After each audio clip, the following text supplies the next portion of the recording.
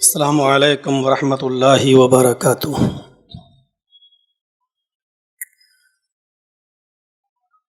الحمد للہ وحدہ والصلاة والسلام علی من لا نبی بعدہ، اما بعد۔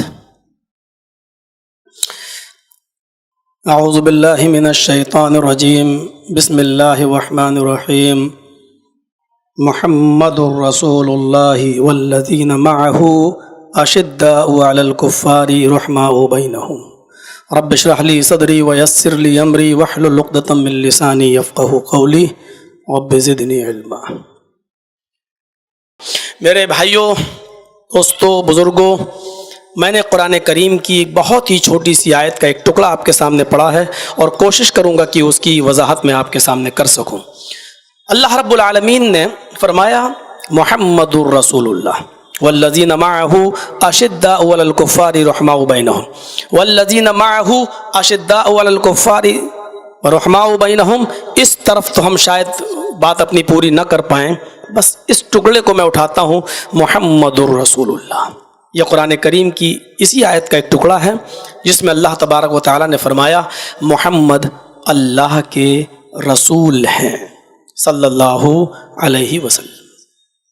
اگر ہم غور سے دیکھیں تو اس ٹکڑے کے اندر تین چیزیں بتائی گئی ہیں۔ پہلی چیز، نبی اکرم کا نام کیا ہے۔ دوسری چیز، آپ کا منصب اور آپ کی پوسٹ کیا ہے۔ اور تیسری چیز اس کے اندر یہ بتائی گئی کہ اس پوسٹ پر اور اس عہدے پر کس نے فائز کیا ہے۔ ایک چیز ہوتی ہے کہ کسی کو ہم بزرگ مان لیں، مولانا جرجیز کو، اصغر صاحب کو، شیخ رضا کو۔ ایک چیز یہ ہوتی ہے کہ ہم نے ان کو بزرگ بنا لیا، اور ایک چیز وہ ہوتی ہے کہ اللہ کسی کو بزرگ بنائے۔ دونوں میں فرق ہے۔ محمد الرسول اللہ صلی اللہ علیہ وسلم کائنات کے سب سے بڑے بزرگ۔ وجہ کیا ہے کہ محمد الرسول اللہ کی بزرگی کا اعلان اللہ تبارک و تعالیٰ نے کیا ہے۔ محمد اللہ کے رسول ہیں۔ نام کیا ہے؟ محمد۔ عہدہ کیا ہے؟ آپ رسول ہیں۔ یہ اسی عہدے نے آپ کو بزرگ بنایا ہے۔ اور یہ عہدہ دیا کس نے؟ آپ رسول کس کے ہیں؟ اللہ کے۔ یعنی ہم نے اور آپ نے رسول نہیں بنایا، اللہ نے رسول بنایا۔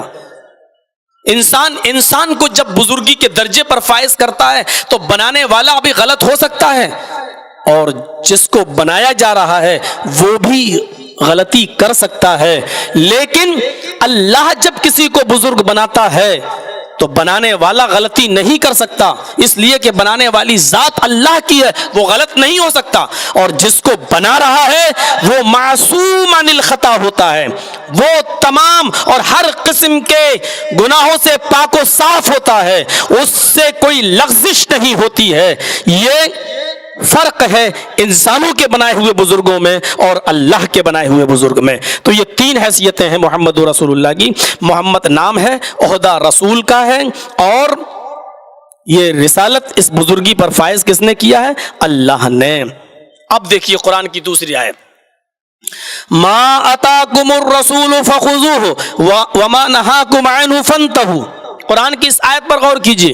پہلے ہم نے یہ غور کر لیا کہ رسول ہیں۔ یہاں اللہ تبارک و تعالیٰ نے رسول کی دو حیثیتیں بتا دیں۔ ما اتاکم الرسول فخذوہ، رسول تمہیں جو دے وہ لے لو، اور رسول تمہیں جن کاموں سے روکیں اس سے رک جاؤ۔ یہاں رسول کی دو حیثیتیں بتائی گئیں، من حیث الرسول اور من حیث البشر۔ اللہ نے یہ نہیں کہا ما اتاکم محمد فخذوہ، محمد تمہیں جو دے وہ لے لو، یہ نہیں کہا اللہ نے۔ یہاں تو کہہ دیا محمد الرسول اللہ، محمد نام ہے، رسول عہدہ ہے۔ جب دو چیزیں ہیں تو حیثیتیں بھی دو ہیں۔ محمد جب صلی اللہ علیہ وسلم بات کرتے ہیں تو اس کو دیکھا جائے گا کہ آپ کس حیثیت سے بول رہے ہیں، من حیث البشر یا من حیث الرسول۔ جب رسول ہونے کی حیثیت سے بولیں گے تو آپ کی کسی بات کو چھوڑا نہیں جائے گا، آپ کی ہر بات ماننا پڑے گی، چاہے وہ ہمارے فیور میں ہو چاہے وہ ہمارے خلاف ہو۔ रसूल होने की हैसियत से कोई बात छोड़ी नहीं जाएगी, लेकिन मिन हैसुल बशर अगर कोई काम या कोई चीज़ दें तो उसको छोड़ा भी जा सकता है और लिया भी जा सकता है। अब आइए एक मिसाल मैं आपके सामने पेश करता हूँ। नबी अकरम सल्लल्लाहु अलैहि वसल्लम जब मक्के से मदीना तशरीफ़ लाए, और मुस्लिम शरीफ की हदीस के अल्फाज ये हैं, लम्मा क़दिमा नबीउल्लाह सल्लल्लाहु अलैहि वसल्लम अल मदीनता, नबी अकरम सल्लल्लाहु अलैहि वसल्लम जब मक्के से मदीना तशरीफ़ लाए, वहुम याबिरून नखल, तो मदीने के लोग खजूर की कलमकारी किया करते थे, कलमकारी काश्त किया करते थे। तो उनकी आदत क्या थी कि वो खजूर को ऐसे ही जमीन में नहीं बोते थे, खजूर के पौधों को, खजूर की गुठली को, बल्कि वो गाभे जो होते थे तो वो क्या करते थे, ये नर खजूर का गाभा है, ये मादा खजूर का गाभा है। नर और मादा, जैसे इंसान और मर्द और औरत दो नर और मादा जब मिलते हैं तो बच्चे होते हैं, ऐसे ही वो क्या करते थे, नर खजूर अलग, मादा खजूर का गाभा अलग, नर और मादा खजूर को दोनों को मिलाकर जमीन में बोते थे। और उनका क्या रस्म थी, उनकी रस्म ये थी, ऐसा करेंगे तो खजूरें ज्यादा पैदा होंगी। जब अल्लाह के नबी सल्लल्लाहु अलैहि वसल्लम मदीने में आए और लोगों को ये करते हुए देखा तो आपने पूछा, माज़ा तस्नऊन, ये तुम क्या करते हो? तो उन लोगों ने क्या कहा, कुन्ना नस्नऊ, हम तो ऐसा ही करते चले आ रहे हैं। अय अल्लाह के नबी, हम तो ऐसा ही करते चले आ रहे हैं, हम तो नर खजूर और मादा खजूर दोनों के गाभों को मिलाकर जमीन के अंदर बोते हैं, और ऐसे ही हमारे बाप दादा के जमाने से चला आ रहा है। तो अल्लाह के नबी ने फरमाया, लौ लम तफ़अलू लकाना खैरन, अगर तुम ऐसा न करते तो अच्छा होता। ये क्या है कि नर बना लिया और मादा खजूर बना लिया, अगर तुम ऐसा न करते तो अच्छा होता। उन्होंने छोड़ दिया। अल्लाह के नबी कह रहे हैं, बड़ी शख्सियत कह रही, छोड़ दिया। अब उन्होंने एक तरफ से बोना शुरू कर दिया, ना नर बनाया ना मादा, ऐसे ही बो दिया। फनक़सत, मुस्लिम के अल्फाज हैं, उसी साल खजूरों में नुकसान हो गया, कम पैदा हुए। अब आप बताइए कि एक आदमी शादी के बाद 10 साल तक मस्जिद में जा रहा है और कह रहा है, रब्बे हबली मिनस सालिहीन, अल्लाह मुझे बेटा दे दे, बेटा दे दे, और बेटा नहीं हो रहा है। किसी ने उसको मशवरा दिया, बे मस्जिद में जाने से कहीं बेटा बेटी मिलता है, बेटा बेटी लेना तो इधर चले जाओ फला जगह। और वो चला गया और उसने एक ही बार कहा, तेरे दर पे आया हूं, बस इतना कहा, और उसी साल उसको बेटा हो गया। तो क्या कहेगा वो, अरे वाकई इसमें ताकत है, वाकई ये है। तो वही चीज वो बरसों से ऐसा करते चले आ रहे, खजूर ज्यादा पैदा हो रही थी। अल्लाह के नबी ने कहा, अगर तुम ऐसा ना करते तो बेहतर होता। उन्होंने छोड़ दिया और उसी साल खजूरों में कमी पैदा हो गई, नुकसान हो गया। फज़करू, उन्होंने इसका जिक्र अल्लाह के रसूल से किया, अरे अल्लाह के रसूल, हम बाप दादा के जमाने से जो करते चले आ रहे थे, जब वैसा करते थे तो खजूरें ज्यादा पैदा होती थी, और जब आपने कहा ऐसा न करते तो अच्छा होता, हमने छोड़ दिया, नुकसान हो गया। अल्लाह के नबी मुस्कुराए, फरमाया नुकसान हो गया कहाँ? फरमाया मैंने तो आपके कारोबार में मशवरा दिया था, मैंने कोई कुरान और हदीस का कोई हुक्म नहीं लागू किया था, मैंने कोई अल्लाह का हुक्म नहीं सुनाया था, ये तो मेरी जाती राय और जाती मशवरा था। फिर आपने जो जुमले अदा किए वो जुमले आपकी हैसियत बतला रहे हैं। फरमाया, इज़ा अमरतुकुम बिशैइन मिन अम्रि दीनिकुम फखुजूहु बिही, लोगो जब मैं तुम्हें तुम्हारे दीन का कोई मसला बताऊं, जब मैं तुम्हें तुम्हारे दीन की कोई हैसियत बताऊं, जब मैं तुम्हें तुम्हारे दीन का कोई मामला बताऊं, फखुजू बिही, तो तुम ले लिया करो। यानी जब मैं मिन हैसुर रसूल बोलूं तो उसको हर हाल में तुम्हें लेना पड़ेगा। वइज़ा अमरतु कुम बिशैइन मिन अम्रि दुनियाकुम फइन्नमा अना बशर, और जब मैं तुम्हें तुम्हारे कारोबार में, तुम्हारे दुनियावी मामलात में अगर मैं तुम्हें कोई मशवरा दूं, किसी बात का हुक्म दूं, तो मैं भी एक इंसान हूं। फइन्नमा अना बशर, मैं भी एक इंसान हूं, मेरे मशवरे को ले भी सकते हो और छोड़ भी सकते हो। आपकी दो हैसियतें हैं, लेकिन जब मिन हैसुर रसूल जब कोई चीज दे तो उसको हर हाल में हमें और आपको लेना पड़ेगा। और फिर जब रसूल मिन हैसुर रसूल जब कोई चीज देंगे उसको किसी भी हाल में छोड़ा नहीं जा सकता। ये बात हमें और आपको जहन में रख लेना चाहिए। फिर बड़ी से बड़ी शख्सियतें, बड़े से बड़े बुजुर्ग, बड़े से बड़े उलमा, बड़े से बड़े मौलवी, अगर उनकी बात नबी की बात से टकरा जाए तो फिर रसूल की बात को लिया जाएगा और नबी की बात को लिया जाएगा। लेकिन نبی کے بعد نبی کے علاوہ جن کی باتیں نبی سے ٹکرا رہی ہیں پھر ان کی بات کو نہیں لیا جائے گا اور چھوڑ دیا جائے گا۔ اس سلسلے میں بڑے بڑے اجلہ صحابہ کی دلیلیں موجود ہیں، اور آئیے میں ایک دلیل آپ کی طرف پیش کرتا ہوں۔ بخاری کے صفحات پر اس منظر کو دیکھیے۔ حضرت عمر رضی اللہ تعالیٰ عنہ ایک سفر میں ہیں اور حضرت عمار بھی ایک سفر میں ہیں، دونوں سفر میں ہیں، اور دونوں کا گزر ایک جنگل سے ہوا، بیابان جنگل سے ہو رہا ہے، رات ہو گئی، خطرناک جانوروں کا سامنا کرنا پڑ سکتا ہے، اس لیے دونوں قدیم صحابیوں نے یہ سوچا اسی جنگل میں قیام کر لیا جائے، رات یہاں گزار لی جائے، صبح ہوگی تو شہر کی طرف نکلیں گے۔ حضرت عمر فاروق اور حضرت عمار دونوں اسی جنگل میں آرام کرنے لگتے ہیں، دونوں سو جاتے ہیں۔ فجر کی نماز پڑھنے کے لیے دونوں صحابی اٹھتے ہیں۔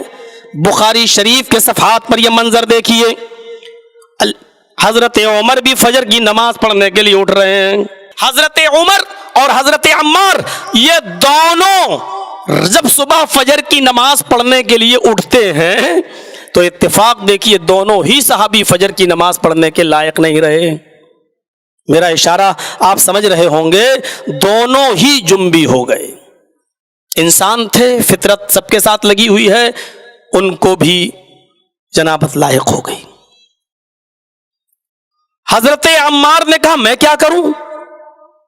حضرت عمر نے کہا تم اپنی کہتے ہو، میرا بھی یہی حال ہے، کیا کروں؟ پانی نہیں ہے، اب کیا کیا جائے؟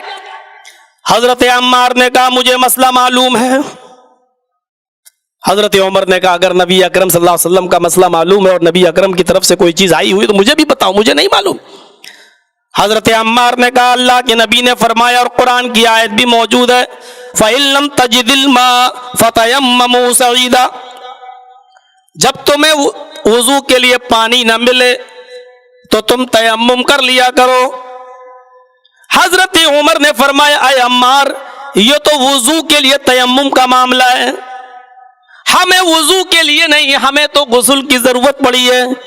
قرآن کی آیت ہمیں یہ بتلا رہی ہے اور نبی اکرم کا فرمان بھی ہمیں یہ بتلا رہا ہے، جب وضو کے لیے پانی نہ ملے تو تیمم کر لو، لیکن ہمیں وضو کی ضرورت نہیں، ہمیں تو غسل کی ضرورت ہے، ہمیں تو جنابت لاحق ہوئی ہے، اب غسل کے لیے کوئی وجہ ہو تو بتاؤ، کوئی مسئلہ معلوم ہو تو بتاؤ۔ حضرت عمار نے کہا نہیں مجھے یہی معلوم ہے۔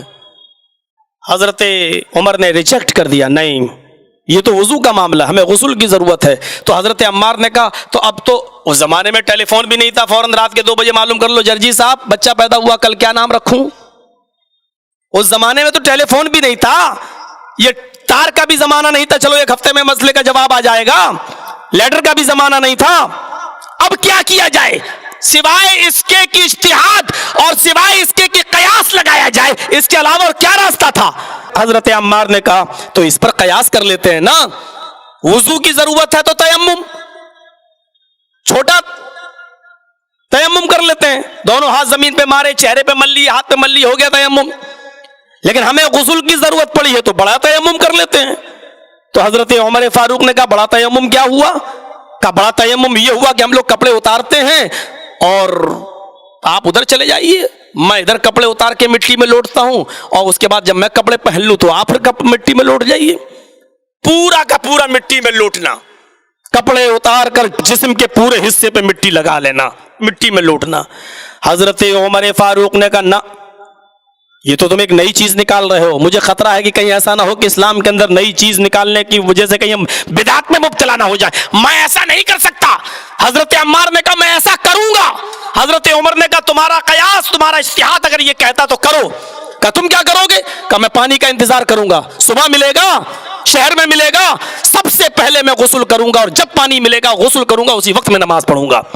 حضرت عمار کہتے ہیں، بخاری کے الفاظ ہیں، تمرغت کما تمرغ الدابہ، میں زمین کے اوپر ایسا الٹ پلٹ کیا، ایسا الٹ پلٹ، ایسا زمین کے اوپر لوٹا جیسے چوپایا زمین کے اوپر لوٹتا ہے، اپنے آپ۔ انہوں نے نماز پڑھ لی۔ حضرت عمر فاروق شہر میں چلے گئے، صبح پانی ملا تب انہوں نے غسل کر کے نماز کی پڑھی، یعنی قضا۔ جب دونوں کا سفر ختم ہوا اور دونوں جب نبی اکرم صلی اللہ علیہ وسلم کے پاس پہنچے 2 4 5 6 دن کے بعد، تو دونوں نے اپنے اپنے سفر کا حال پیش کیا۔ اللہ کے نبی نے کہا اچھا ایسا ہو گیا تھا؟ کہا پھر کیا کیا؟ کہا اللہ کے نبی ان سے پوچھو انہوں نے کیا کیا۔ کہا عمار کیا کیا؟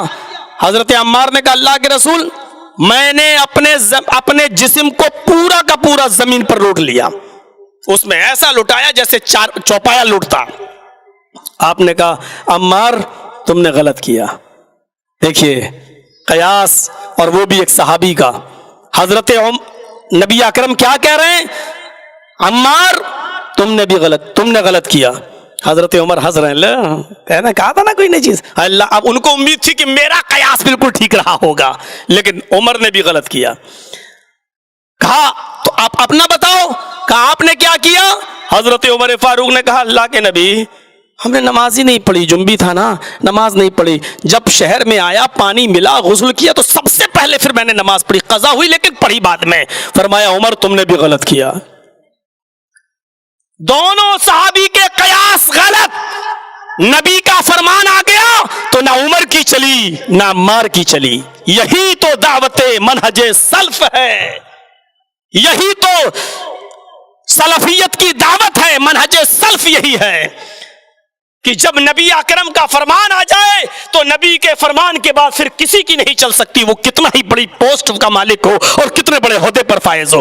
تو کہا کرے کیا کرنا چاہیے؟ دونوں نے پوچھا اگر ہم نے غلط کیا، عمر کہتے ہم نے غلط کیا، تو پھر صحیح کیا ہے؟ فرمایا تم دونوں کے لیے بس وہی تیمم کافی تھا جو وضو کا تیمم ہے، یعنی یہی غسل کا بھی تیمم ہے۔ اگر پانی نہیں مل رہا تھا تو بس اتنا ہی تیمم کافی تھا۔ اپنے دونوں ہاتھوں کو پاک زمین پر مارتے، ان کو پھونک لیتے اور چہرے پر مل لیتے، دائیں ہاتھ کی ہتھیلی کو بائیں ہاتھ کی پشت پر اور بائیں ہاتھ کی ہتھیلی کو داہنے ہاتھ کی پشت پر پھیر لیتے، تمہارا تیمم ہو جاتا، اور نماز پڑھ لیتے، جب پانی ملتا تب غسل کر لیتے۔ میرے پیارے ساتھیوں غور کیجئے اس دعوت اس منہج سلف کی، یہ منہج سلف پر میرے پیارے ساتھیوں یہی ہمارے اصول اور یہی ہمارے ضابطے ہیں اور یہی ہماری دعوت ہے کہ ہم سارے بزرگوں کی عزت کرتے ہیں، سب کا احترام کرتے ہیں، اور اس مجمع میں ہم دعا کریں گے اللہ تو کروڑوں رحمت نازل فرما ابو حنیفہ رحمۃ اللہ علیہ کی قبر پر، اللہ تو کروڑوں رحمت نازل فرما امام شافعی کی قبر پر، اللہ تو کروڑوں رحمت نازل فرما امام مالک اور امام احمد ابن حنبل کی قبر پر۔ اے اللہ ان کے علاوہ جو بزرگ آئے اس دنیا میں، الہ العالمین تو ان تمام بزرگوں کی قبروں کو نور سے بھر دے، ان کی قبروں پر اپنی رحمت نازل فرما۔ لیکن ان تمام بزرگوں نے جو دعوت دی تھی اور جو پیغام دیا تھا کہ اذا صح الحدیث فہو مذہبی، جب صحیح حدیث آ جائے تو وہی میرا مذہب، اسی کو مان لینا، یہی ہماری بھی دعوت ہے۔ ابو حنیفہ رحمۃ اللہ علیہ کی اس دعوت کو ہم بھی آگے بڑھاتے ہیں۔ امام ابو حنیفہ رحمۃ اللہ علیہ نے کہا تھا اذا صح الحدیث فہو مذہبی، جب صحیح حدیث آ جائے تو وہ اسی کو مان لینا۔ یہاں تک کہا تھا ایک دلجید اٹھائیے شاہ ولی اللہ محدث دہلوی رحمۃ اللہ علیہ کی کتاب اور اس کے صفحہ نمبر 57 کو دیکھیے، لکھا ہے اذا قلت قولا یخالف کتاب اللہ و سنت رسولی، اگر میں کوئی ایسی بات کہہ دوں جو اللہ کی کتاب کے مخالف ہو اور سنت رسول کے مخالف ہو، اترکو قولی بکتاب اللہ، تو میری بات کو چھوڑ دینا، اللہ کی کتاب کو لے لینا، میری بات کو چھوڑ دینا اور رسول کی بات کو لے لینا۔ یہی دعوت ہے میرے پیارے ساتھیوں، اس دعوت کو ہمیں اور آپ کو سب کو اپنانا چاہیے۔ جب نبی کی بات آ گئی تو حضرت عمار کی نہیں چلی، نبی کی بات آ گئی تو حضرت عمر فاروق کی نہیں چلی۔ آپ دیکھیے حضرت عمر فاروق نے قیاس لگایا، اللہ کے نبی کا مہر اس سے زیادہ نہیں تھا، نبی کی بیٹیوں کا مہر اس سے زیادہ نہیں تھا، نبی کے زمانے میں جتنے نکاح ہوئے ان کا مہر اس سے زیادہ نہیں تھا، تو انہوں نے سب سے زیادہ مہنگا مہر دیکھا تو سب سے زیادہ مہنگا مہر 400 درہم پر ملا۔ 400 درہم سے زیادہ کوئی مہر ہوا ہی نہیں۔ تو حضرت عمر فاروق رضی اللہ تعالیٰ عنہ نے منبر پر کھڑے ہو کر خطبہ دے دیا اور خطبے میں یہ اعلان کر دیا کہ میں نے نبی کا نکاح دیکھا ہے، میں نے صحابہ کا نکاح دیکھا ہے، میں نے نبی کی بیٹیوں کے نکاح دیکھے ہیں، میں نے نبی کی بیویوں کے نکاح میں نبی نے کتنا مہر دیا میں نے دیکھا ہے، صحابہ کے نکاح پر بھی ہماری نظر ہے، 400 درہم سے زیادہ کسی نے مہر نہیں دیا، نہ نبی نے اپنی بیویوں کو نہ نبی کی بیٹیوں کو دیا گیا اور نہ نبی کے زمانے میں ہونے والے صحابہ کرام کے نکاح میں کسی نے دیا. لہذا 400 درہم تک مہر کی جو متعینہ مقدار ہے اس کو میں باقی رکھ رہا ہوں.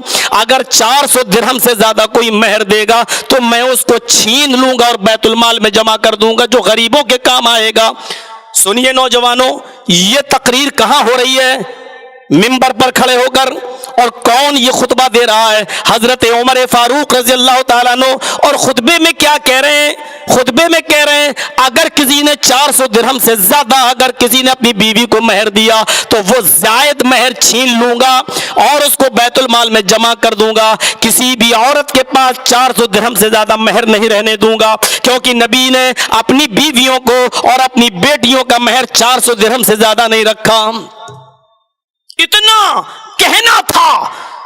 حضرت عمر نماز جمعہ پڑھاتے ہیں اور جمعے کا خطبہ دے کر جب ممبر سے اترتے ہیں اور نماز پڑھاتے ہیں، سنیے نوجوانوں، جیسے ہی نماز جمعہ پڑھاتے ہیں اور ختم کرتے ہیں السلام علیکم ورحمت اللہ، السلام علیکم ورحمت اللہ، ایک بوڑھی عورت مسجد کے اندر تشریف لاتی ہے. وہ موزے پہنے ہوئے ہے، ہاتھوں میں داستانے پہنے ہوئے، وہ مسجد میں آتی ہے اور جھکی ہوئی نظروں سے کہتی ہے امیر المومنین آپ نے غلط فیصلہ دیا ہے، امیر المومنین مہر کے معاملے میں آپ نے غلط حکم دیا ہے، آپ کے حکم کو سب سے پہلے میں ریجیکٹ کرتی ہوں، نہیں مانتی. غور کیجئے، کیا کسی صحابی کی بات اگر وہ کتاب اللہ اور سنت رسول سے ٹکرا رہی ہو تو کیا اس کی بات بھی مانی جا سکتی ہے؟ ذرا غور کرو، اس عورت نے مسجد کے اندر کہا امیر المومنین اپنے جملے واپس لو، آپ کی بات قرآن سے ٹکرا رہی ہے. حضرت عمر بیٹھے تھے، کھڑے ہو گئے، کہنے لگے اس خاتون کو اندر لائیے، با پردہ ہے. اے ماں کیا ہوا؟ میری غلطی بتا دے، میں نے یہ فیصلہ جو سنایا ہے کتاب اللہ کے خلاف کہاں ہے، حدیث رسول کے خلاف کہاں ہے؟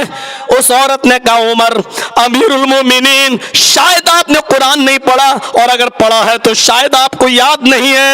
اللہ فرماتا ہے وَآتَيْتُمْ إِحْدَاهُنَّ قِنْطَارًا فَلَا تَأْخُذُوا مِنْهُ شَيْئًا.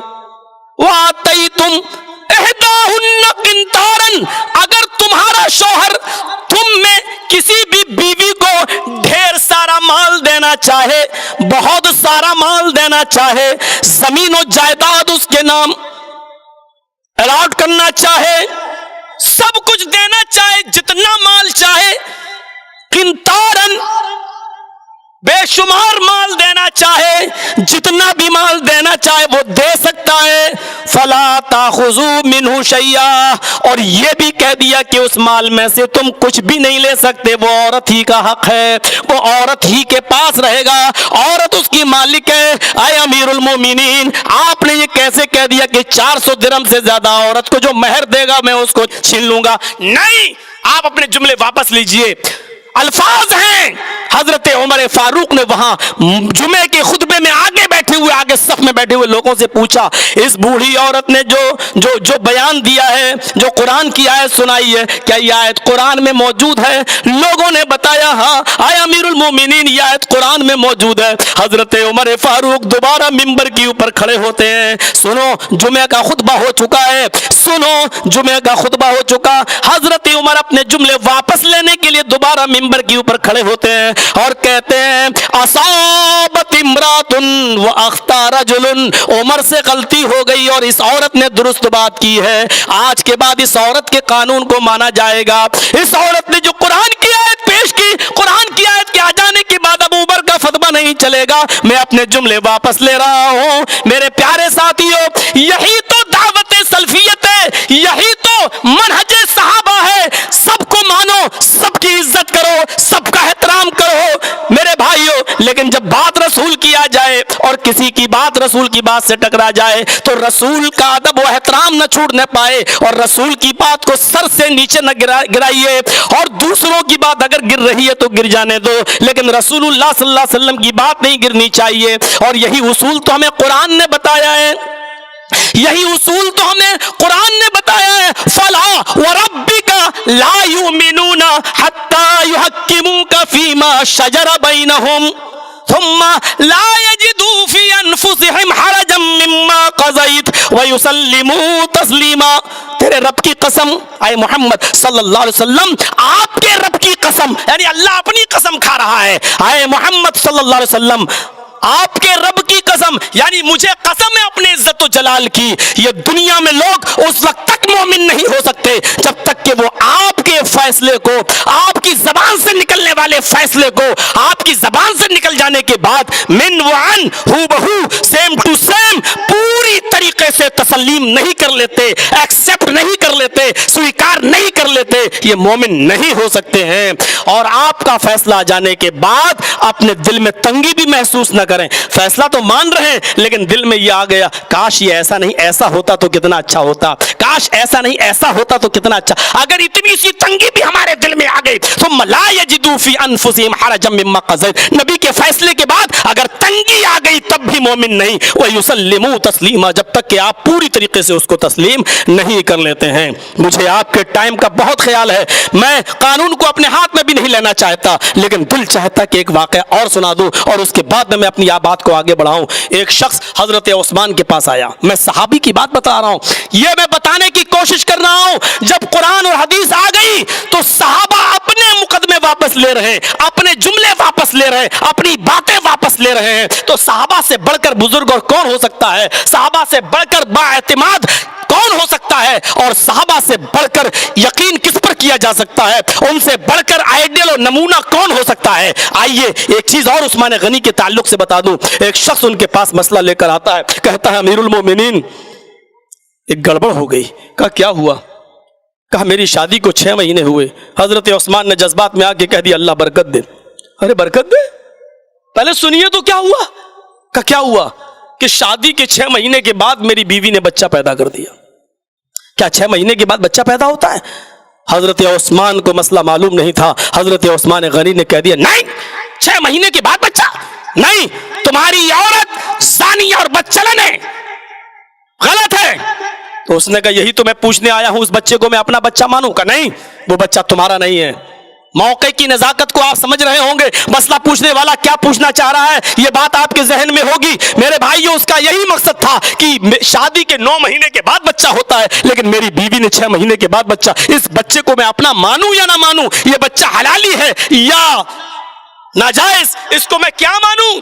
حضرت عثمان نے کہہ دیا بچہ ناجائز اور سونے پہ سہاگا. یہ دیکھیے کہ صبح جمعہ تھا، دوسرے دن حضرت عثمان غنی نے ممبر کے اوپر کھڑے ہو کر خطبے میں اس عورت کو سنسار کرنے کا حکم بھی دے دیا. اس عورت کو لایا جائے اور سنسار کر دیا جائے اگلے جمعے کو، کیونکہ اس عورت نے غلط کیا ہے. حضرت عثمان غنی نے خطبے میں یہ کہا. خطبہ ختم ہوتے ہی حضرت علی نے کہا عثمان غنی سے امیر المومنین آپ نے غلط فیصلہ سنایا. حضرت عثمان نے کہا کیا 6 مہینے میں بھی بچہ پیدا ہو سکتا ہے؟ ہاں. حضرت علی نے دلیل دی کہ قرآن کہتا ہے، اور سنیے دلیل، بس اب آئی ہے پرچی ختم ہونے کی. میرے بھائیو سنیے اس دلیل کو. حضرت علی نے کہا دودھ پلانے کی مدت قرآن بیان کر رہا ہے. کیا کہتا ہے؟ کہ عورت دودھ پلائے کتنے مہینے؟ حولین کاملین، مکمل 2 سال تک. والوالدات یرضعن اولادہن حولین کاملین، مائیں اپنے بچوں کو کتنا دودھ پلا سکتی ہیں؟ 2 سال. کہا امیر المومنین دودھ پلانے کی مدت کتنی ہے؟ کہا 2 سال. کہا قرآن میں دوسری جگہ آیا وفصالہ فی عامین، عورتیں اپنے بچوں کا دودھ چھڑائیں 2 سال میں. حضرت عثمان نے کہا بات تو ایک ہی ہے، چاہے چھڑائیں یا پلائیں، یعنی 2 سال سے زیادہ نہیں پلا سکتی. 2 سال سے پہلے چھڑا سکتی ہیں لیکن 2 سال سے زیادہ نہیں پلا سکتی. حضرت علی نے کہا یہی تو پوچھ رہا ہوں کہ 2 سال میں کتنے مہینے ہوتے ہیں؟ کہا 24. کہا 24 مہینے دودھ پلانے کے ہوئے؟ کہا ہاں. کہا میں تو بچے کی عدت پوچھ رہا ہوں، بچے کی مدت، حمل کی مدت بتاؤ آپ. 6 مہینے کہاں؟ حضرت علی نے کہا اب بتلا رہا ہوں. جب دودھ پلانے کی مدت جب 2 سال یعنی 24 مہینے، تو اللہ نے قرآن میں تیسری جگہ فرمایا ہے وَحَمْلُهُ وَفِصَالُهُ 30 شَهْرًا، حمل کی مدت اور دودھ چھڑانے کی مدت، دونوں مدتوں کو جوڑ کے کہا کہ 30 مہینے. کتنا؟ 30 مہینے. حمل کا بھی لفظ آ گیا اور دودھ چھڑانے کا. حمل کی اور دودھ چھڑانے کی مدت کتنی ہے؟ 30 مہینے. 30 مہینے میں 24 مہینے دودھ پلانے کے الگ کر دیجئے, تو 30 میں سے جب 24 کو آپ مائنس کریں گے تو کتنے بچے؟ 6. فرمایا یہ حمل کی اقل مدت قرآن نے پیش کیا. حضرت عثمان دوبارہ منبر پر کھڑے ہوئے اور کیا کہتے ہیں؟ اگر آج علی نہ ہوتے تو عثمان قاتل ہو جاتا, آج علی نہ ہوتے تو عثمان ایک عورت کے قتل کا, ایک عورت کے خون کا ذمہ دار ہو جاتا. آج علی نے وقت پر آ کر قرآن کی آیت پیش کر کے مجھے قتل کرنے سے اور خون کرنے سے بچا لیا. جاؤ, وہ بچہ حلال ہے اور وہ بیوی تمہاری ہے, شادی کے 6 مہینے کے بعد بھی بچہ پیدا ہو سکتا ہے. قرآن اور حدیث آ جانے کے بعد جب صحابہ کی نہیں چلی تو مولوی جرجیس, مولوی فلاں کی کیسے چل سکتی ہے؟ اتنی سی بات تھی میرے پیارے ساتھیوں. اس دعوت سلف کو آپ یہاں سے یادگار بنا کر نکلیں. اللہ سے دعا کرتا ہوں کہ بار الہ ہم تمام لوگوں کو دعوت سلف کو زندہ کرنے کی توفیق عطا فرمائے, کتاب و سنت سے محبت کرنے کی توفیق عطا فرمائے, اور جب تک زندہ رکھے اسلام پر زندہ رکھے, اور جب خاتمہ ہو تو ایمان پر ہمارا خاتمہ فرمائے. وما علینا الا البلاغ المبین, وآخر دعوانا الحمد للہ رب العالمین. السلام علیکم ورحمۃ اللہ وبرکاتہ.